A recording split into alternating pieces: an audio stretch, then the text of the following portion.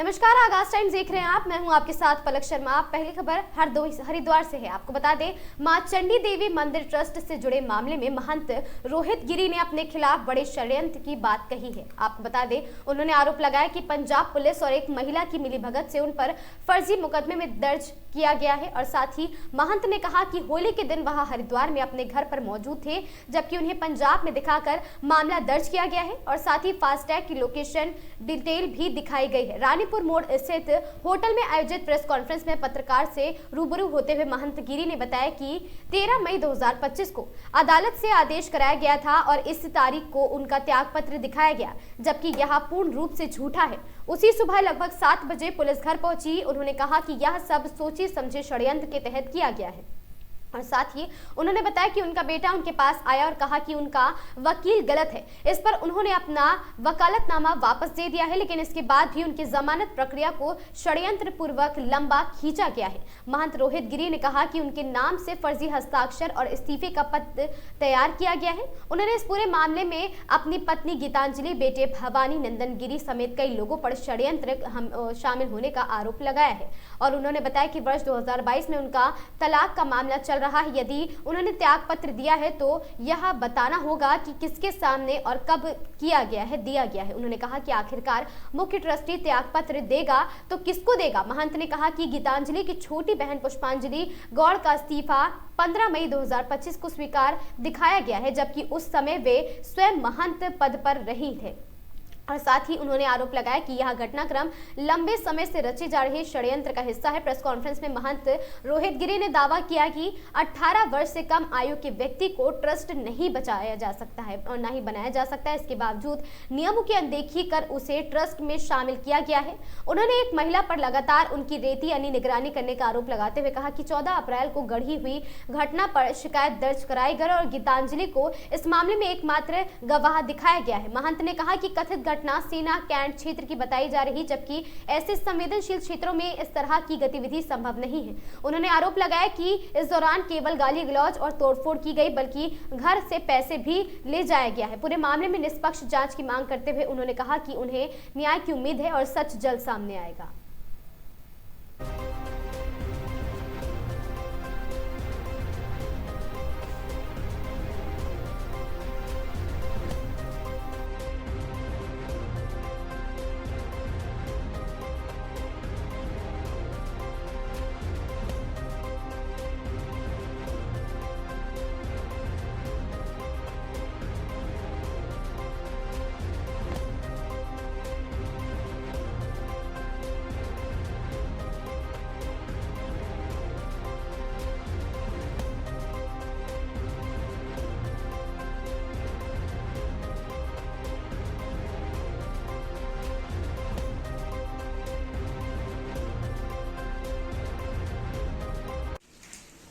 30/6/2019 को अगर मैंने ये त्याग पत्र दिया है 13/5/2025 को और ये आया है 30/6/2019 को पुष्पांजलि गौड़ का इस्तीफा, इसको 15 मई 2025 को पुष्पांजलि गौड़ कौन है? ये गीतांजलि की बहन है, बड़ी सगी बड़ी बहन। ये इसका देख रहे हैं कि प्रेमलाल शास्त्री, ये जो इन्होंने रेजुलेशन पास करा इसमें लिख रहे हैं प्रेमलाल शास्त्री जी का निधन हो गया, सूची को अवसर से उन्हें हटाया जाए, श्रीमती पुष्पांजलि गौड़ का इस्तीफा स्वीकार किया गया। 15 मई 2025 को ये स्वीकार कर रहे हैं। 2019 में तो मैं था, तो इस्तीफा मिलता तो मुझे मिलता। ये यहाँ पर ये दिखा रहे हैं कि जी ये इसको हम स्वीकार कर रहे हैं। मैं भी अपने घर में था, जिसके मैंने प्रमाण भी दिए।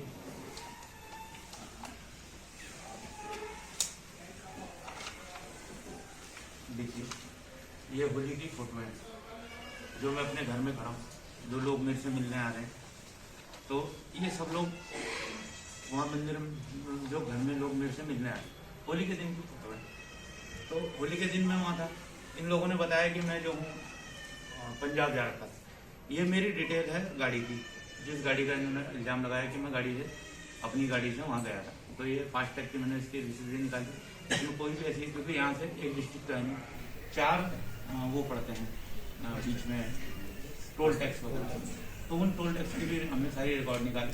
थाना पिरान करियर क्षेत्र के दरियापुर निवासी पीड़ित स्कूल छात्र ने जानकारी देते हुए बताया कि कुछ युवकों ने स्कूल में अंदर घुसकर मेरे और मेरे दोस्तों के साथ मारपीट की।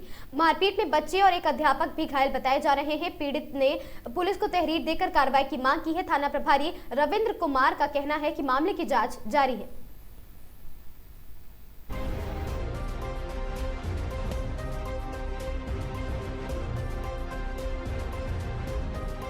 वाले को मेरा नाम अबरार है।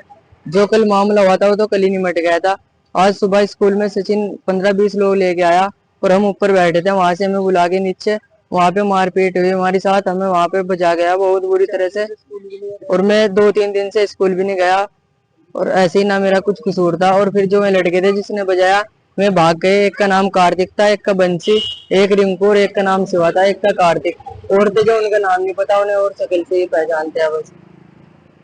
दरियापुर के रहने वाले ग्राम सभी नाम है।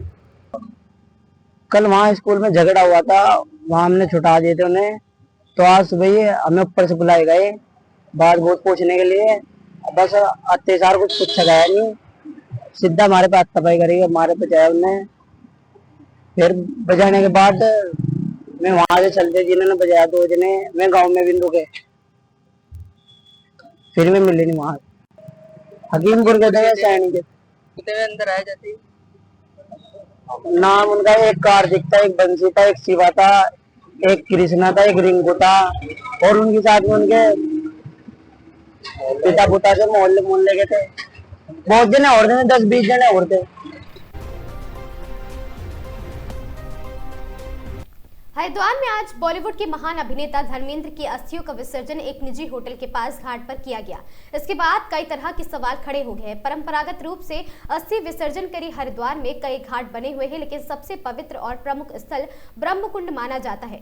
जब देओल परिवार ने ब्रह्मकुंड की जगह निजी घाट का चयन किया तो इस पर तीर्थ पुरोहितों की नाराजगी सामने आई है। तीर्थ पुरोहित उज्जवल पंडित ने कहा कि अनादिकाल से ही अस्थि विसर्जन ब्रह्मकुंड जैसे प्रमुख घाटों पर होता आ रहा है। अब भी देश की कई बड़ी हस्तियां, चाहे नेहरू जी हो या फिर महात्मा गांधी हो या फिल्म जगत से जुड़ी अन्य महान विभूतियां, सभी ने वहीं विसर्जन किया है। उन्होंने कहा कि यदि कोई इस परंपरा से अलग जाकर निजी घाट पर विसर्जन करता है तो यह उसके निर्णय और भाग्य है, लेकिन पवित्र परंपरा को न मानना दुर्भाग्यपूर्ण माना जाएगा।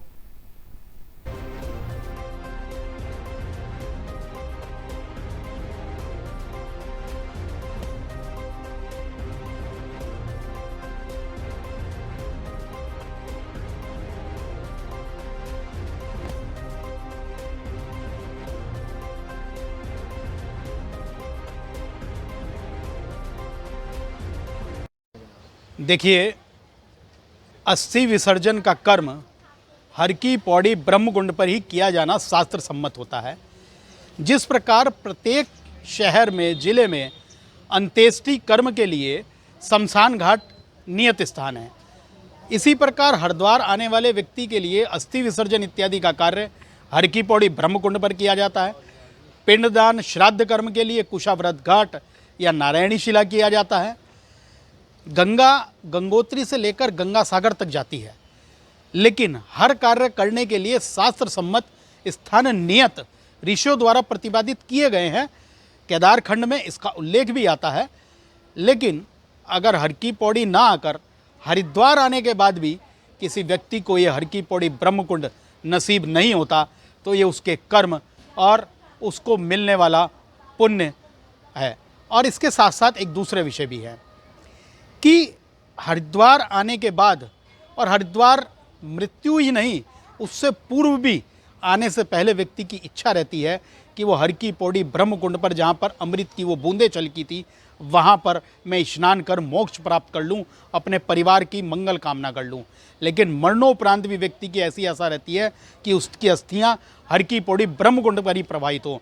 नेहरू जी हों, गांधी जी हों, पंडित अटल बिहारी वाजपेयी हों, फिल्म जगत से जुड़े हुए लोग हों, अमिताभ बच्चन जी के माता पिता, इनके अस्थि विसर्जन हो, उद्योगपतियों के हों, इन सब के अस्थि विसर्जन का कर्म हर की पौड़ी ब्रह्मकुंड पर हुआ है। अगर ये किसी को नसीब नहीं हो रहा तो उसका भाग्य, उसका दुर्भाग्य है। अवैध अतिक्रमण के खिलाफ जिला प्रशासन की बड़ी कार्रवाई। सज्जनपुर पीली में 1.2 हेक्टेयर सरकारी भूमि से हटाया गया अतिक्रमण। आपको बता दें, मुख्यमंत्री के निर्देश में सरकारी भूमि से हटाया जा रहा अतिक्रमण। मुख्यमंत्री के निर्देश अनुपालन में एवं निजी जिलाधिकारी के निर्देशन में सरकारी भूमि पर किए गए अतिक्रमण को हटाने की कार्रवाई की जा रही है। इस आशय की जानकारी देते हुए उप जिलाधिकारी हरिद्वार जितेंद्र कुमार ने अवगत कराया कि तहसील हरिद्वार क्षेत्र अंतर्गत सज्जनपुर पीली में 1.2 हेक्टेयर सरकारी भूमि में से अवैध अतिक्रमण को हटाया गया है।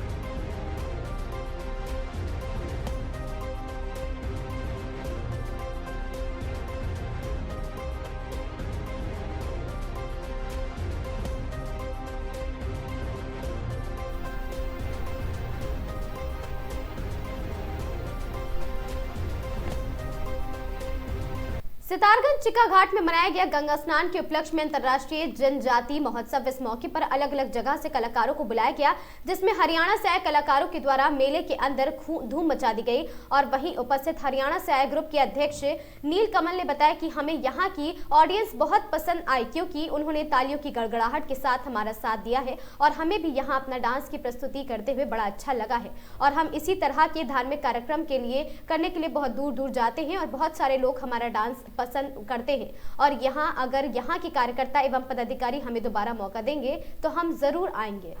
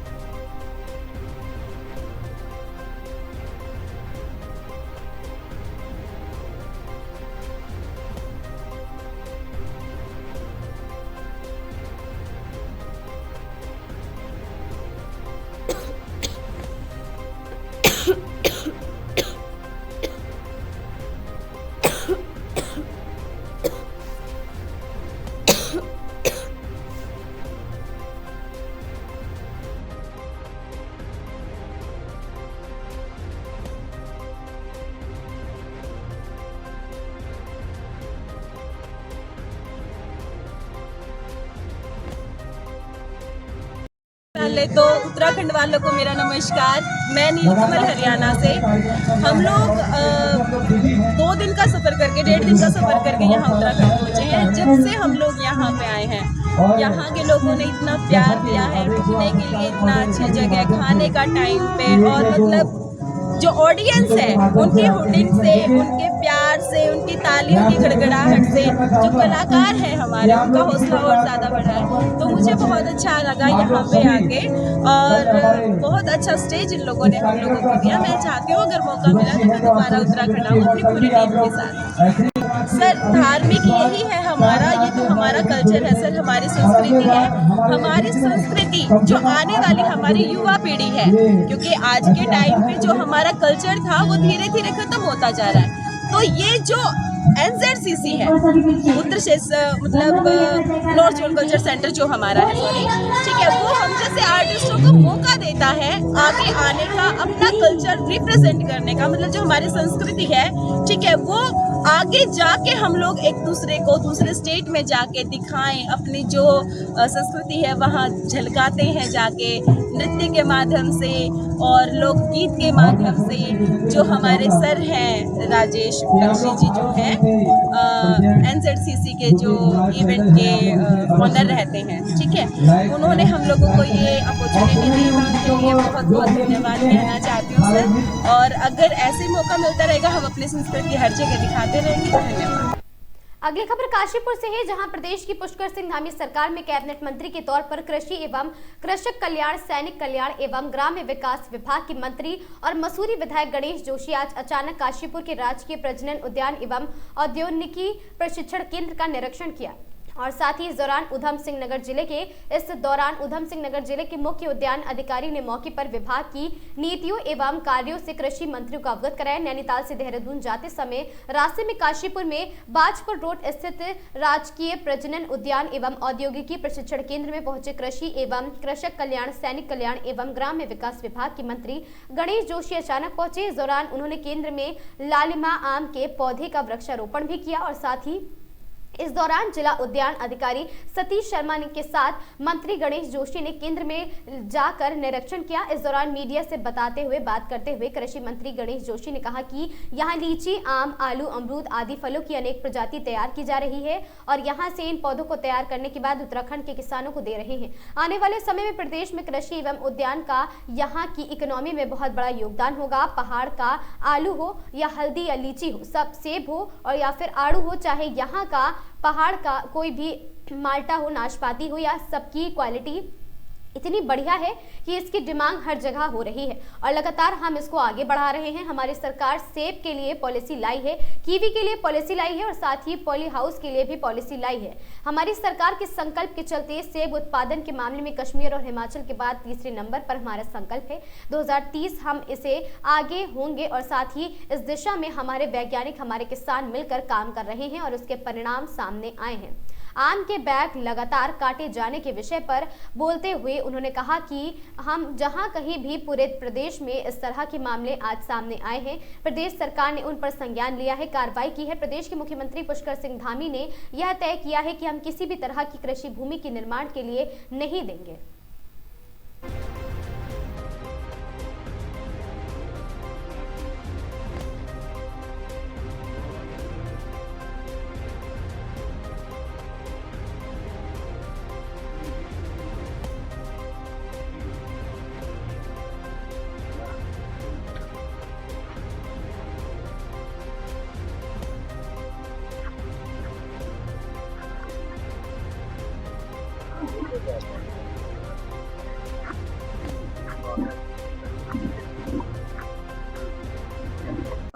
जो है प्रोग्रेस यहाँ पर देखने को मिली है। देखिए,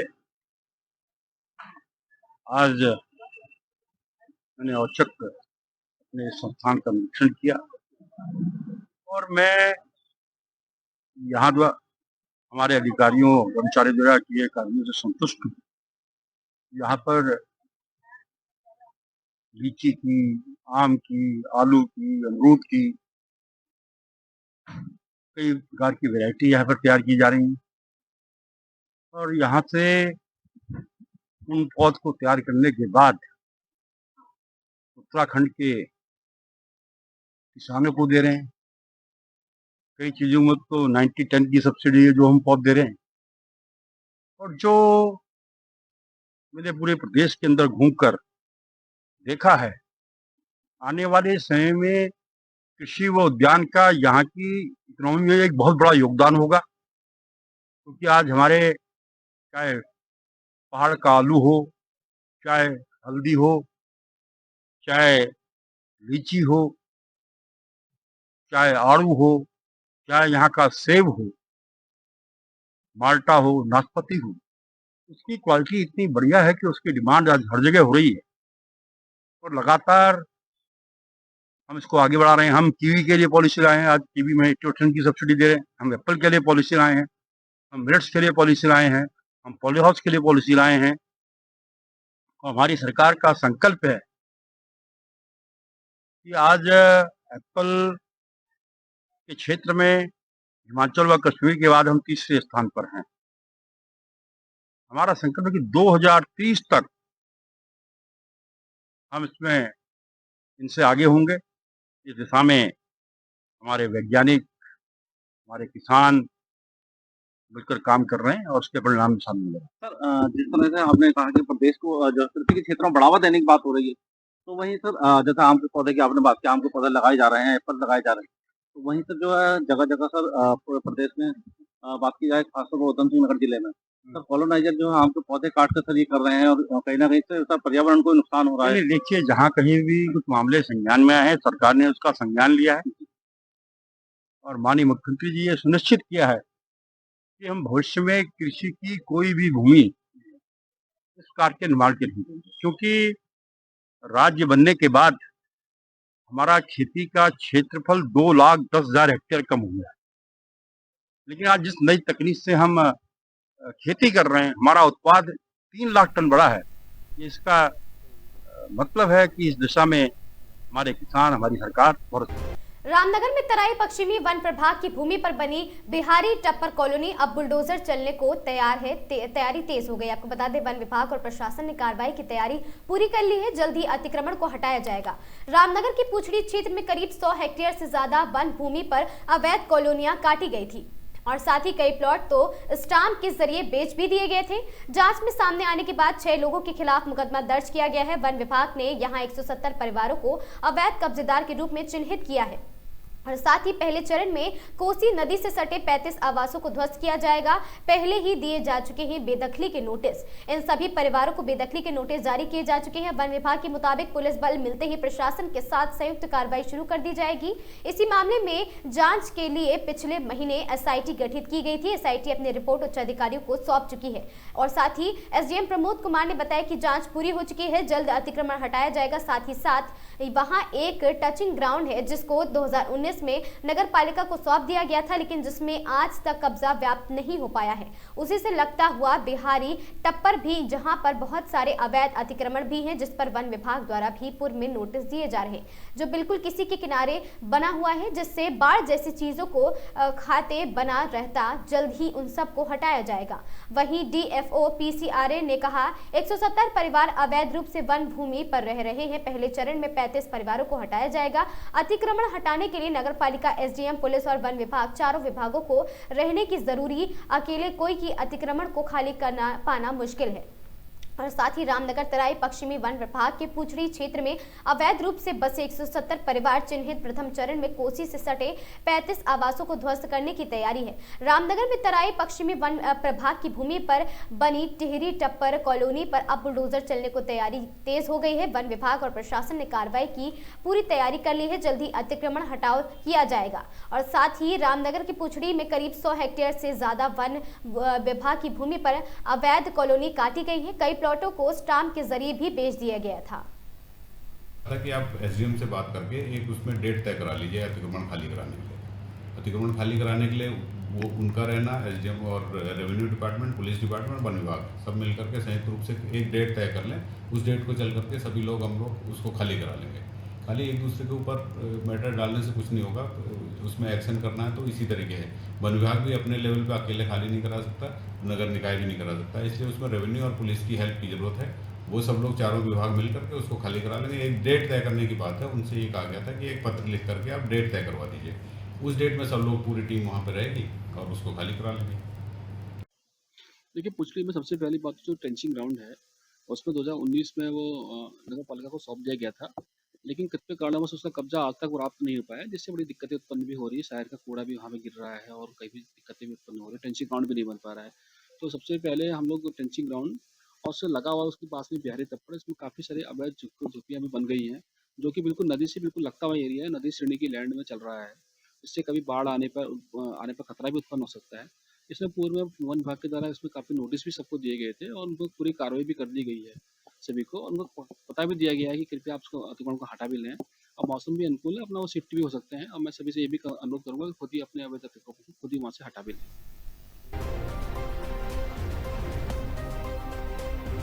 इन खबरों में आज के लिए बस इतना ही। ऐसी खबरों से लगातार जुड़े रहने के लिए बने रहें हमारे साथ और देखते रहें आगाज टाइम्स।